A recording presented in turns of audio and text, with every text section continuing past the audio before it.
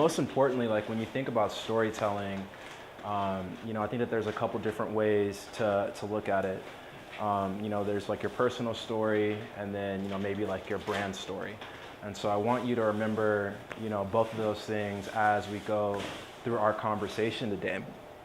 When you talk about storytelling as it relates to, your personal, or whether it's like your personal brand or your professional brand, what you're really talking about is like brand management and reputation, right? What people are thinking of and about before they've had an opportunity to meet you or to have been like introduced to you, right? What's a story that they heard before having an opportunity to engage or interact with you? And so, today, I hope that you walk away with an ability to recognize a creative outlet of yours, because that's so much of storytelling. A lot of us tell stories via different mediums, whether that's like pen to paper, whether that's art, whether that's taking photos, whether that's taking videos. I want to help you guys find new customers or new stakeholders. So that's going to be super important, and storytelling is a really great way to be able to do that. And then I want you to be able to start the process of documenting your own legacy, right? And so when we talk about, where the big picture, like the story, we want to think about like the story of your life, right? Whether that's your own or whether that's your company's. And so I like to look at life in like 30-year chunks. If I'm lucky, I get to live 3 30-year chunks, in my 90s. But you want to think about those 30-year like increments, and what were the things that happened? What are the stories that I can tell? And so let's hop into the deck here. All right. And so, let's quickly talk about, what an origin story is. So, we've got 2 stories, and like this is the first time you guys have ever met me, right? Let's go through 2 versions of a story in order to get to know me a little bit better. The first story. Hey guys, my name is Terrence. I was born in 1986 in Los Angeles to my mom, Angie, and my dad, Charles. And that's fine. That's a cool story, right? But let's try the second one on for size. It was the middle of a sunny day in May of 1986 when Angela Latimer drove her car to the doctor's office for her monthly checkup. She was pregnant and the baby was due any day now, and before she could leave, the doctor told her she was having the baby today. Now, both of those stories are true and are representative of who I am, but there's a little bit of a different impact, right? Now, can we all agree, and I'm going to pause here, can we all agree that the second story is better than the first one? Yes. Right? So, and I think it depends on who your audience is. Absolutely. And that is a very fair statement, and we will touch upon that a little bit, right? Because a lot of the storytelling process is being able to render the right story to the right person at the right time, right? And there's some key ways that you can do that, but you are spot on. If you gave me a pitch deck and you were trying to get me to invest in a new venture, Okay. probably the first one. But if I met you over a beer at a brewery, I'd go for the second. You go for I'd be all in. Okay, well that's good to know. Let's go get a beer then. I think the biggest thing that I want you guys to understand is that like having that ability to be vulnerable, to kind of show a different side of yourself, to provide details. I think that's super important, in terms of brand management and brand reputation, right? In today's technological like heavy landscape, there's just so many different marketing messages. There's so many different brands that are out there. It's kind of hard to cut through the fat, right? And there's some tried and true ways that we have the ability to do that. Now, again, we're just talking a little bit about like my story and my background. Like I'm getting really cute with you guys. This is me, back in the day. Oh my gosh, you're taking a picture of that. That origin story that we talked about is, just part of the equation, right? My experience really, again, as a person that was born in Los Angeles, I certainly have a unique perspective. Grew up in the inner city in LA and then moved to a nicer area in, the West LA, West Side.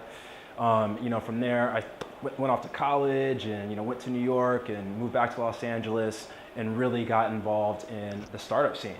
So my passions were really involved in like startups, but living with the mom that I grew up with, you're gonna have to work your way in order to get there. And so, for me, it was really about like figuring out a way, like me finding my path, me figuring out my story was a lot about like figuring out the things that I liked, the things that I wanted out of life, right?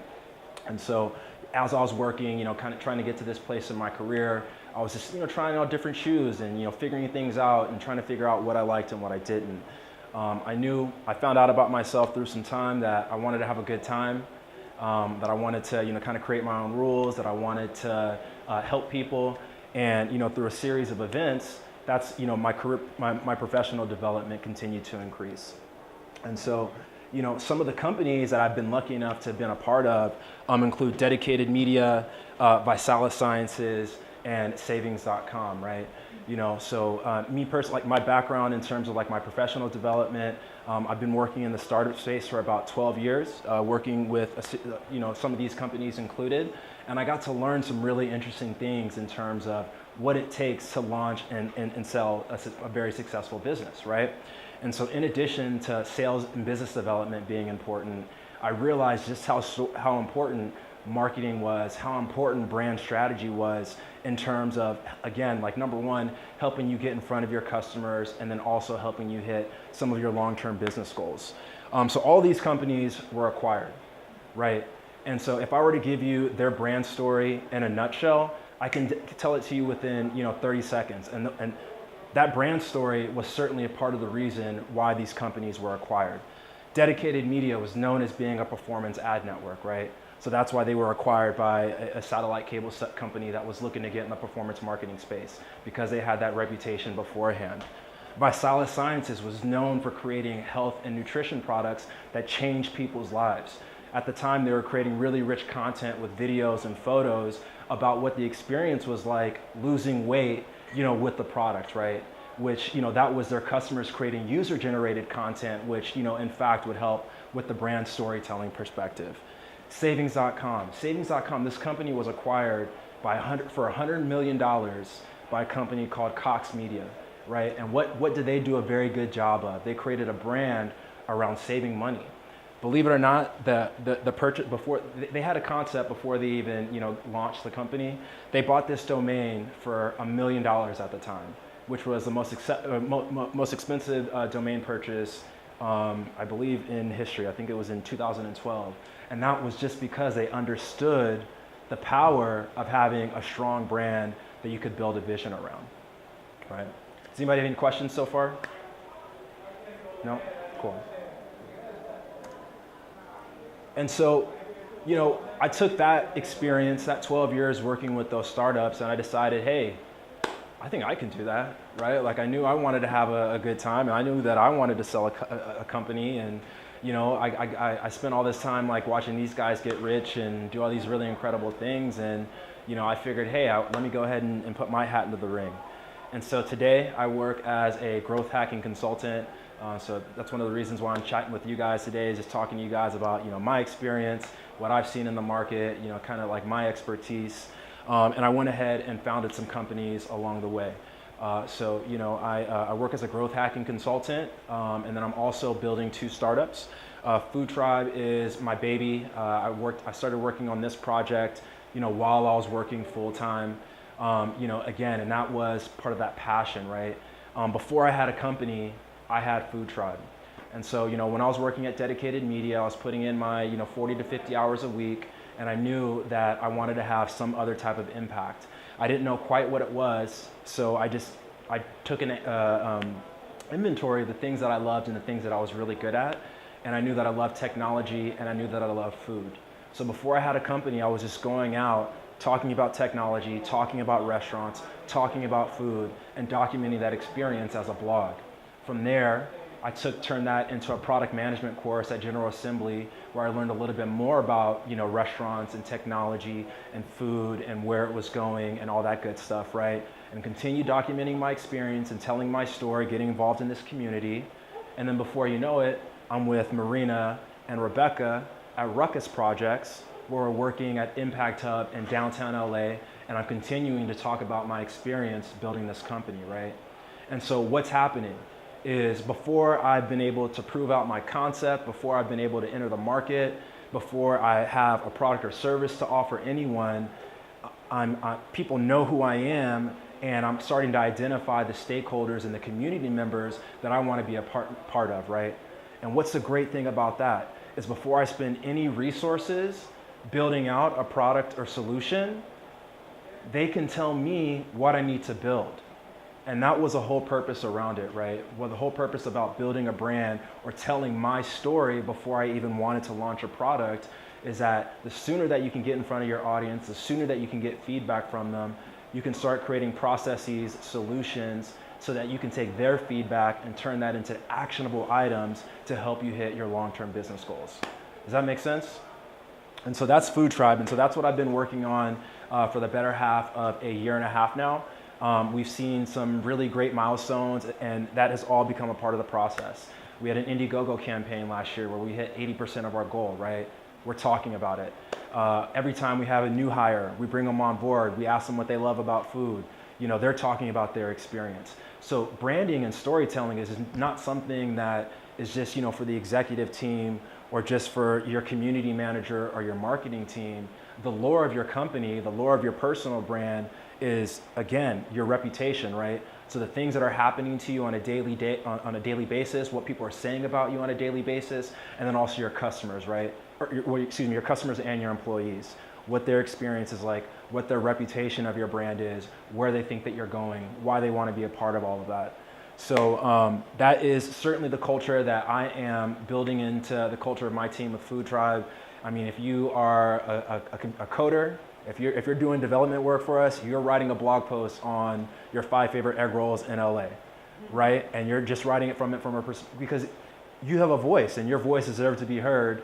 And it's only a part, well, I mean, it's not just only a part of our company, right? But that's what makes our company so special, is like we're building this community of all of these different stakeholders. And that's what having a really great brand can do. Because that's how powerful stories are. Stories are just a way to transfer information from one place to another, right? And then what happens? Then you can get additional feedback and you can tell different stories. And so my last company is a company called California Comfort Tours. This is a side project that I run with a couple friends, but we offer, and part of our brand, we offer LA's best pedicab experiences on the beach, right? And so before you even know who we are, before you even had an opportunity to meet us, you're starting to frame that story a little bit in your head, right? And that's the goal that I want for all of you guys in terms of your own projects, your own your brands, your startups, but also personally, right? Your personal brand is just as important nowadays as your professional brand is. So let's get into some stats. The average consumer receives anywhere from 6,000 to 10,000 brand messages per day. Per day. So whether that's on Facebook and Instagram and your email, think about all the different ways. I don't know about you guys, and it embarrasses me to tell you this. When I wake up in the morning, my phone is on the charger. Before I even think I've had a real thought, I'm in my inbox, reading an email or checking on a Facebook message, right? And even though I'm not awake and we're not aware of exactly what's happening, that doesn't mean that those brand messages aren't hitting us, right? We are absorbing them on some level, right? We are just choosing to ignore them. So, I would assume that this room is probably a little bit more savvy than the average consumer, right? But to think of 6,000 to 10,000 messages per day, that's outrageous. How many? That's just stuff that you're probably not even making a decision on. We were talking about decision fatigue, right? What about the decisions you have to make in terms of what time you have to leave today, or what are you going to have for breakfast, and are you going to pick up your daughter from, and so the market has responded in kind. Millennials are amongst the most distrustful groups of brands on the planet, right? It's just the nature of the beast, and so the market has shown that in a couple different ways. Are you guys familiar with those banner ads? Do you guys remember banner ads? You do? Oh, you do. I thought you said no. I was like, okay, yeah, because most people don't. But for a very long time, especially like during like the dot-com boost, that was what marketing was like with those little banner ads, that you could find on Yahoo or like any of those other domains. Millennials were like, forget all that noise. We're going to create companies that are going to start creating technologies that include ad blockers, right? Millennials don't want to be marketed to so much that they are working to build companies to literally block companies from sending their marketing messages to them, right? And so just the simple fact that we have all of this information, within hand's reach has meant that we have needed to change our behaviors and the ways that we seek out information, right? Unfortunately, we're just too inundated with, sorry guys, I'm just going through my notes. I want to make sure I hit everything for you. We get hit with too many marketing messages, which means we're extremely just distrustful, right? And that ultimately, like, we just don't care, right? So what happens? We start to go out there and we start to put up walls, right? And try to protect ourselves, insulate ourselves from marketers, and decide to open the gate when we're ready to go buy that car. Well, we're going to go do some research, right? And what does that look like? We're looking at platforms like Yelp. We're looking at having conversations with our friends. We're doing research on brands on Instagram, on Facebook, all of these different platforms, and we're choosing when we're ready to engage with that content rather than, messages being pushed on us and us choosing to build relationships that way. Is all that making sense, guys? Is all this making sense? Yeah? Okay. So, one of my favorite quotes is from an American author. He considers himself to be a hippie, so I like how we were talking about intentional communities. But he says, to hell with the facts, give me the story, right? So during the 50s, the 60s, the 70s, the 80s, even the 90s, when television, when newspaper, when radio, when even word of mouth, word of mouth has changed in a lot of ways, but when those were the primary vehicles to distribute information, marketers and brands, consultants, whatever it is, however it is that you're looking to, get your message out there, it was all about putting up facts and figures and talking about, ooh, look how cool I am, look how great I am, or how terrible that competitor is over there, right? But this guy, that iPad, it has changed the game. We have more information about brands than we have had at any point in history, right? So brands like Nike and Walmart and Adidas, they have to protect themselves in completely new ways, because we have so much information about what it is that they actually do. Where before they were almost selling through like a lifestyle. Well, now, we start poking holes in some of that. We're like, hey, well, yeah, you guys talk about caring about me, but you operate a sweatshop facility in Taiwan, right? Or you are doing something else that's unethical, or you say that you guys offer the best product or service, but I just read 1,000 reviews and 75% of them say that you have the inferior product, right? So brands nowadays, they have to get a little bit smarter and a little bit more deliberate about the messages and the stories that are being told about them, right? And that's, really what my hope is for you guys today. And, kind of to your point, Francine, about having the right content at the right moment. You're not going to be able to control everything all the time, right? People are going to be saying things about you, about your brand that you're not going to have any control over.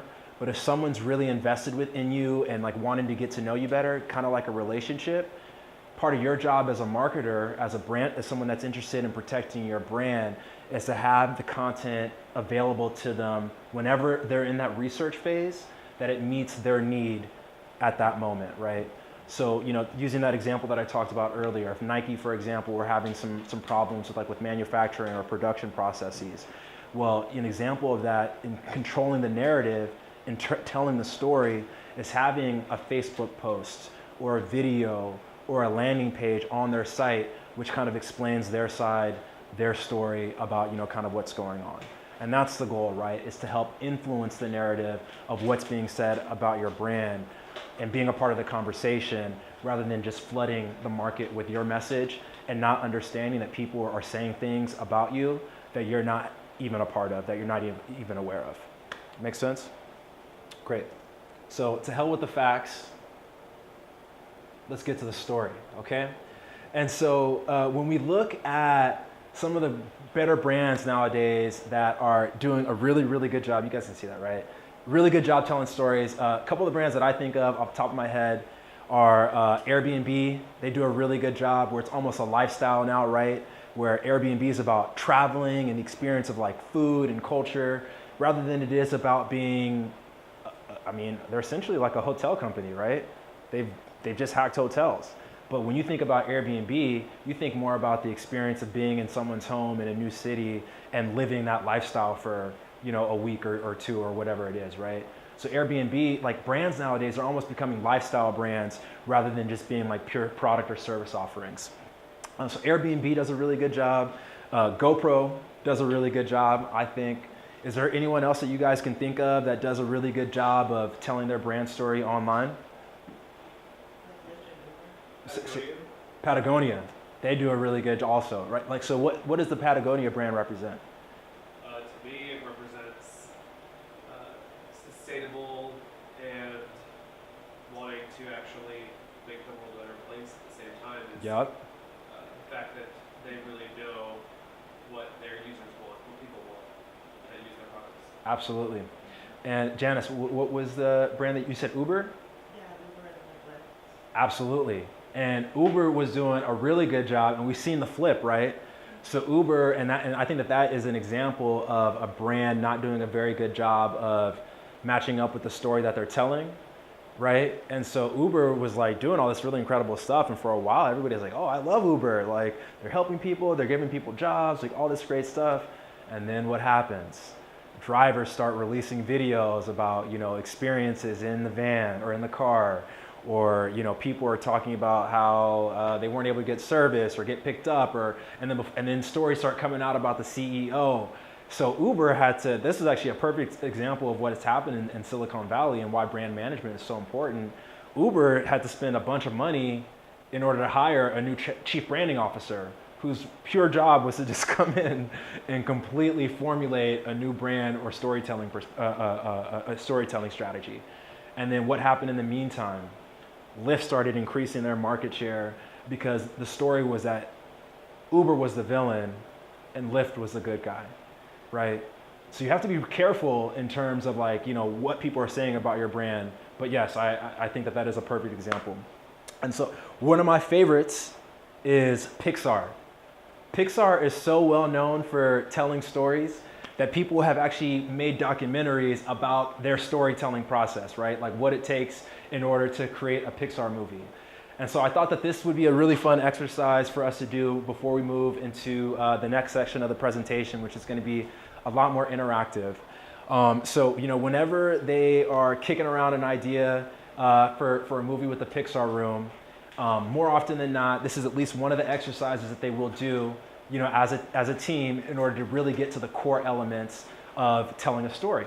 And so when you look at movies like, I mean, I don't know, I love Disney, I don't know about you guys, but when you look at like Ratatouille, which is my favorite, or like A Bug's Life or whatever, this is the format that they got started in order to tell their stories. So what I want us to all do, I'm gonna pass out a piece of paper for you guys, or a worksheet. Use the back for now, and then we're gonna flip it over and work on the other side later. But what I want us to all do, thank you, yeah, just go ahead and pass those down, is to tell our Pixar story either for our own personal brand or for ourselves, or for our companies, okay, using this format. And let's just take, let's take 6 minutes in order to do that, okay? So busy passing around the sheet, so we're doing this exercise for our company. For your company or your personal brand. Okay. Yeah, you probably want to do it on the back because we're going to use the other side later. Oh, do we have an extra pen? Do you have a Sharpie? We've got this guy right here. I purposely put all the snacks around myself. I know, I'm busting you out to take some. So, yeah, so the format is, if you guys can't see it, once upon a time there was, second line, every day, third line, one day, fourth line, because of that, and then last line is until finally. So for myself, what I did was, once upon a time there was a boy. Every day he liked to eat and have fun. One day he had to go to college and get a job. Because of that, he grew frustrated until finally he started a company of his own. And so that's just my real practical example. You can do it any way that you'd like, but I'm gonna go ahead and get us started on 6 minutes now. What is it about GoPro? What is it about Airbnb? What is it about these brands that we're talking about that unifies us all? Because they're onto something, right? And so the goal is, figuring out, what you want for your company, and who it is that you want to impact, right? And so we've got one more exercise that's going to be a little bit fun. So you guys have all, said your stories. I want you to think about it, and then what I would love for you to do, because we're all going to partner up, okay? And we're all going to have to stand up. But so there's going to be 2 winners. So the person that wins this next contest is going to win a pair of socks, and then the person that wins, who has the best story as voted by you guys, is going to win a pair of socks as well, okay? So this is a fun game called Evolution, okay? And so, we're talking about stories like evolution, the story of man. I mean, what greater story than that? Like, we all started out as a bunch of bacteria that turned into itty bitty fish and then crawled away on the land, and that's an incredible story, right? So you guys are gonna evolve today. So this is basically a big group game of rock, paper, scissors. And so whoever wins at the end is gonna be the rock, paper, scissors king. But again, we're evolving. So everyone starts out as an egg. And how's an egg shaped? Like this, okay? So we all have to get up, and we're all gonna start out as eggs, and you can only play your level, okay? So we all start at equal, we all start out as eggs, but as you win, you start evolving. So what happens after you become an egg? Well, you're a chicken, right? So you win your game of rock, paper, scissors, and you're gonna become a chicken. And what happens after that? Oh, you're gonna become a monster. And I encourage you guys to make as many noises as possible and make this fun. We wanna get this on video. And then the last stage is you go from monster to human. So whoever becomes a human first is gonna win a pair of socks. And then again, I want you guys to think about which story impacted you the most, and we'll take a vote, and then we'll go from there. Okay, so come on up. So just on a personal note, I actually, so I got my start, we want to talk about the creativity, writing when I was very young. So my second grade teacher at Brentwood Science Magnet would make us, you went to Brentwood? Yes. Oh, dude, we gotta have to talk. So my second grade teacher made us keep a journal, which if you can imagine for an 8-year-old having to do one thing over and over again every day, it was probably one of the most challenging things that I ever did. But I think it was one of the best things that ever happened to me, because not only did it help me learn the importance of telling stories, but it was part of that entrepreneurial journey, right? Being an entrepreneur, being a person for that matter, is a difficult thing. And oftentimes, we see what it's like. It's very lonely for entrepreneurs. More often than not. But with social media today, a lot more people are very lonely online and don't really show it, right? They want to show you only the good things. And I think part of that storytelling process is being vulnerable, being creative, showing people who you really are, so that you're able to figure out what it is that makes you or your personal brand so special, right? And that's the thing that you want to share with people. That's why Uber and Lyft are doing such a good job, is there's something unique or unifying, special about their story that makes us want to be a part of it, right? So, it was funny, looking back on this book, this is from 1993, I wrote about the same things. I wrote about food and family. And, so this is October 29th, 1993. Dear Diary, I'm going to get a lot of candy and chips. Last year, my house was full of candy and chips, and me and my brother ate all of it up as soon as we got home. This is right around Halloween, right?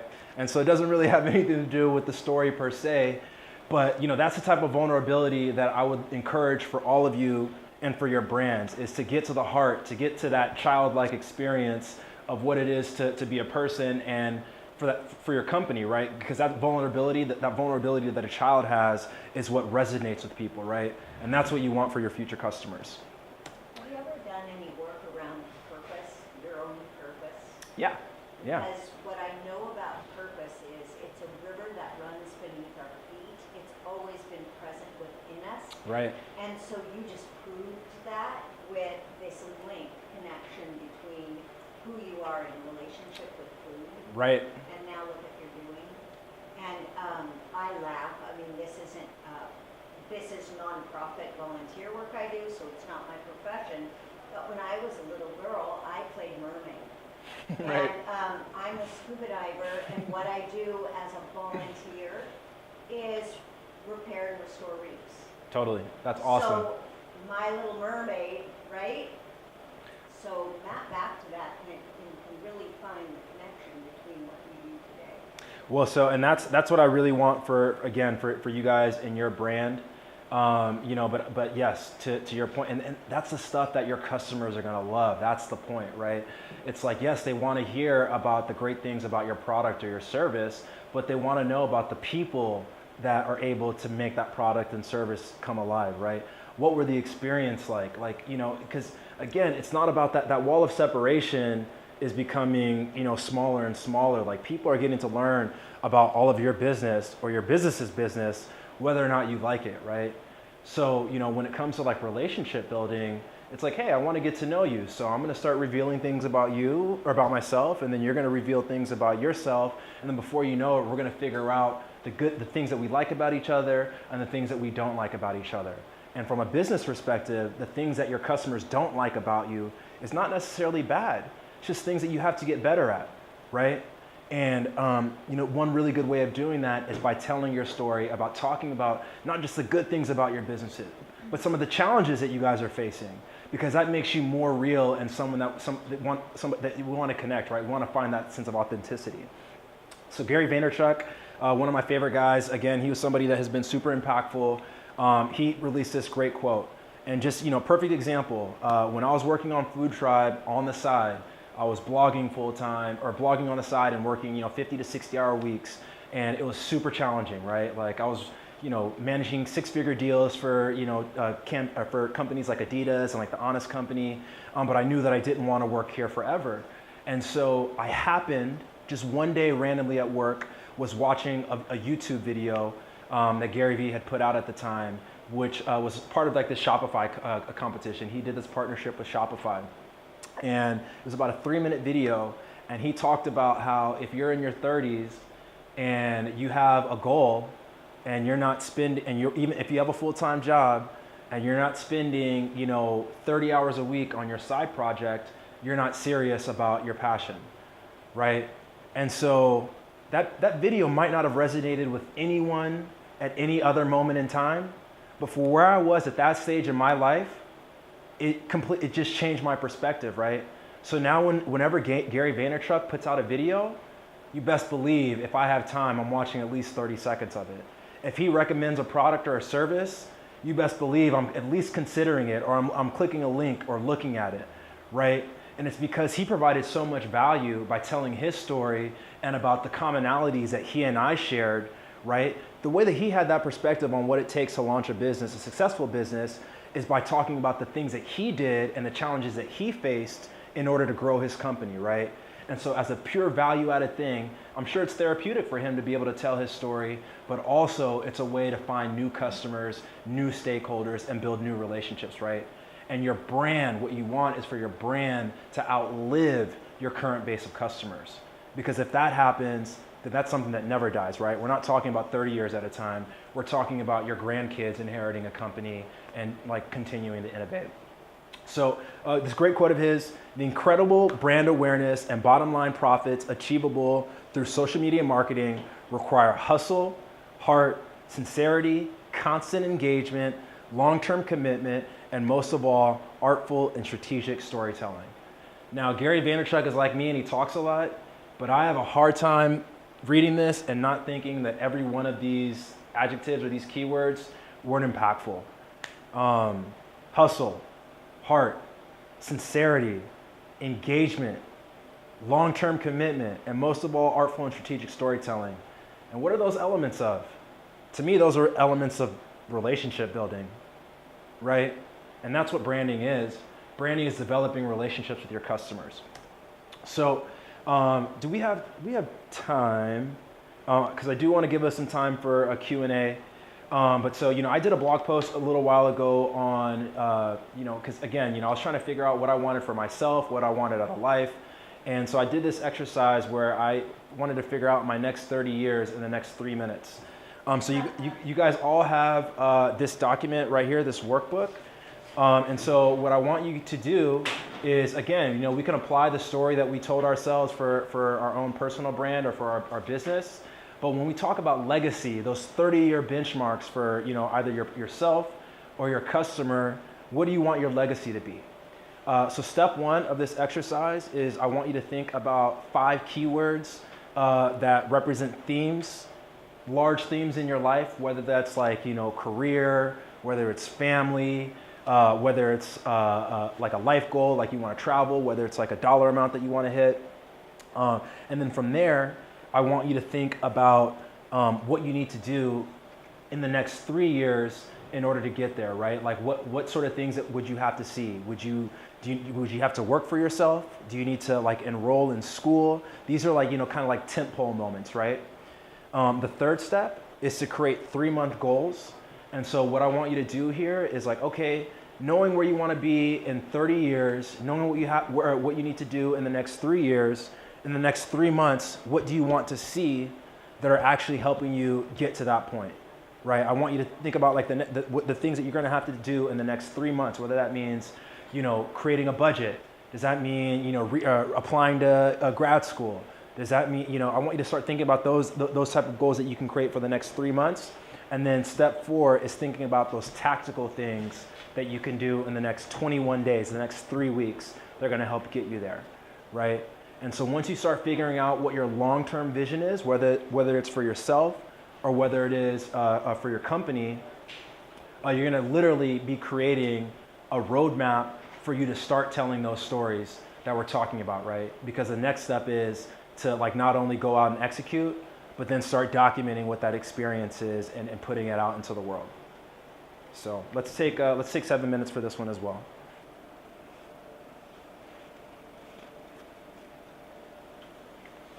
Okay. All right, guys. Now I don't want you having to, as we're wrapping up, I don't want you guys all have to go around and read these stories. They could be extremely personal. But the idea is that you have a little bit of a roadmap so that you literally can start the process of developing your brand and telling your story, right?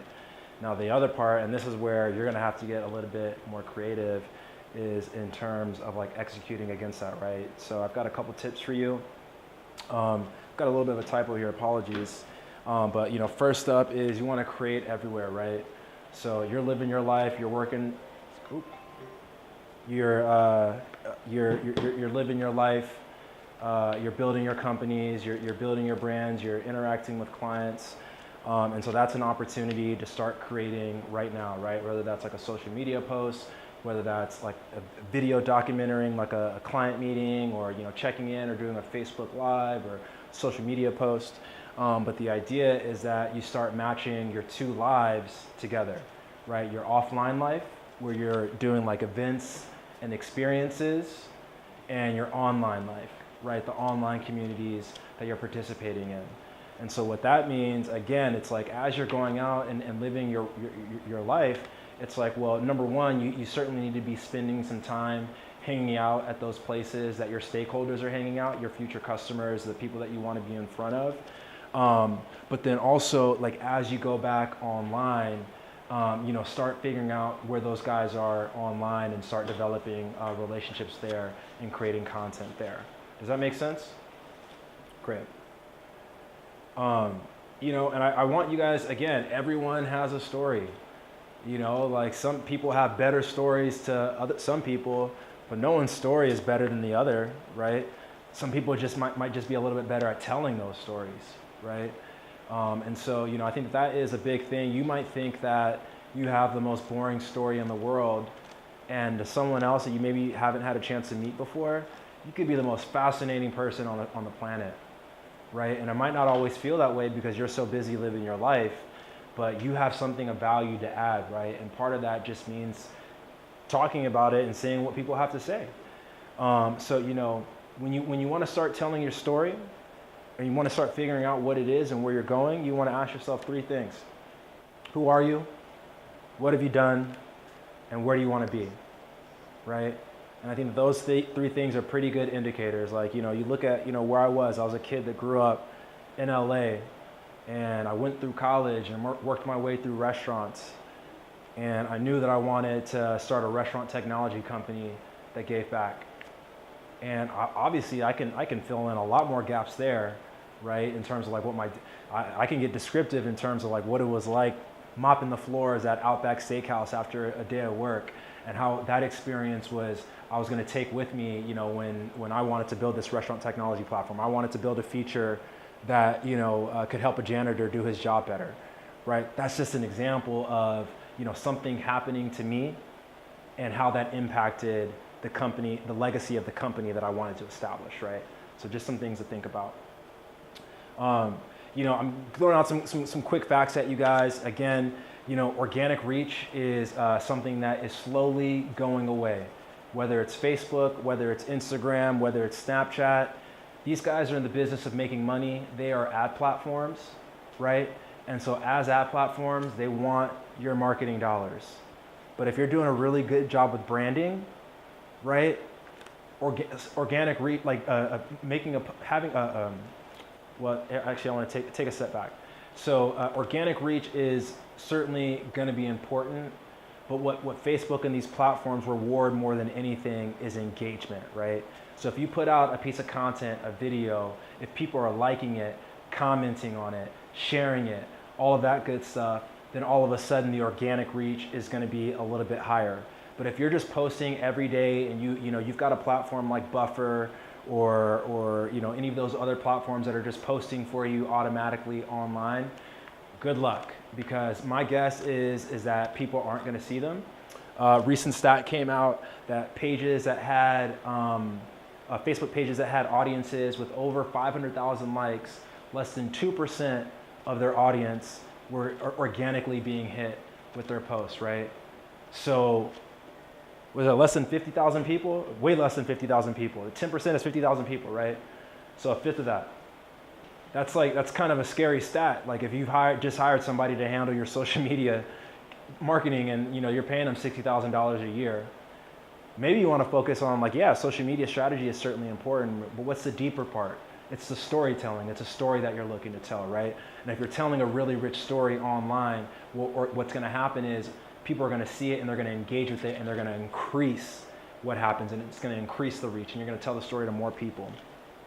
There's 2.5 billion people on social media platforms, and they're sharing 2.5 billion pieces of content every day, right? So we talked about 6,000 to 10,000 brand messages that people are being hit with.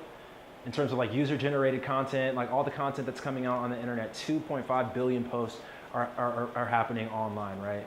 So you want to make sure that you're putting out posts that are telling, again, the right story, hitting the right person at the right time. And what the great thing about telling your story online, again, is like once we've been able to find that unifying theme, all of a sudden I want to create my own content. I want to tell my own story about what my experience was like interacting with your brand.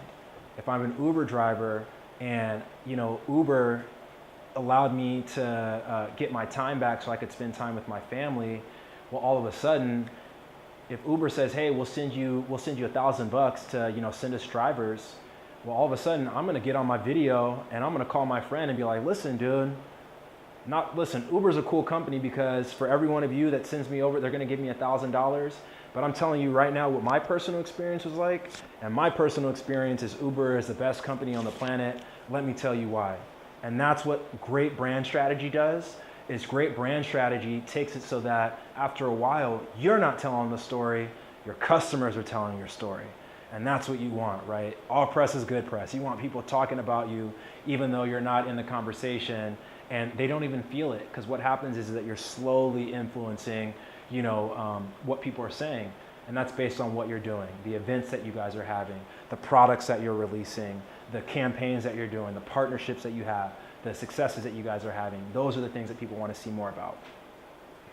If you want to create a great brand strategy, I want you guys to have 5 things locked down. And again, that's going to have you in a really great space. You're going to want to have your origin story, how you got started. You're going to want to create business goals. It's just the plain sense of it, right? Like, everybody is in business for a reason. What do you want out of your company? You'd be surprised how many people launch companies and don't know what it is that they want to do. If you start a company, or if you're launching a brand, what do you want to do? Do you want to get a job at Facebook? Do you want to generate $1 million worth of revenue? Do you want to achieve 20% profitability? Whatever it is, write it down, right? Don't invest in a channel that you don't have any business goals around, because you're not going to be able to know what your progress is, right? From there, you're going to figure out what your channels are, the places that you're going to want to distribute your message. And normally this is going to be, where your audience is. So you're going to want to do some research in terms of where your audience is hanging out. And then you're going to want to post daily. Just the nature of the beast. So that is something that I would encourage you to do for your employees. All the way down to like office managers. If like lunch is being checked in by someone, certainly post that to the company's community pages. But actually, I have a workbook that I use where I will go on Facebook Live once a week, every Monday. I will have a webinar on Fridays that I would do with customers, and we'll meet with a thought leader in the industry. I will post to LinkedIn, 3 to 5 times a week. But the idea is that, again, not only am I telling my story, like what's happening to me on a daily basis, but I'm in front of my audience, because you never know. And that was a piece that I wanted to get to earlier. When you're releasing this content, it lives in the internet forever, right? You've released it into the world. So even if it's maybe not like a high performing post right now, and it doesn't seem like the best piece of creative or the best piece of copy, you definitely want to, iterate and get better. However, you'd be very surprised in terms of what the decaying arc is like in terms of performance of like older posts. And so what that means is that you might have a post that you posted 6 months ago, and something happens currently that all of a sudden makes that post super relevant, and then all of a sudden you'll get like a ton of engagement. So what's a practical example of that? Perfect. So I did a Facebook, or I did a blog post about LeBron James coming to the Lakers. I'm a really big LeBron James fan, and it was a really keyword rich document, right? Like I had LeBron James and Los Angeles and NBA and basketball and all this great stuff. I released this blog post probably 3 or 4 months beforehand, right? Then what happens? This is me as a fan speculating on how great it would be if LeBron James came to the Lakers. LeBron James came to the Lakers. And so at the time when I released the post, it probably had 15 views. As of last week, it had 5.7 thousand views on Medium, right? And I was like looking at the stats and I was like, what is going on? And then I was reading ESPN. I'm like, oh, holy crap. LeBron joined the Lakers, and people are searching Google for LeBron. And so you never know which of your social media posts are all of a sudden, and if you did it right, if you have links, if you have a call to action, that could lead to new customers, new engagement, right? So certainly don't be too quick to delete stuff if it's not perfect. But the idea is that you do want to iterate, you do want your posts to get better, because that way, you'll start getting some of that, the immediate effect, right? And I think that's the last part of this 5-step guide, is to get creative.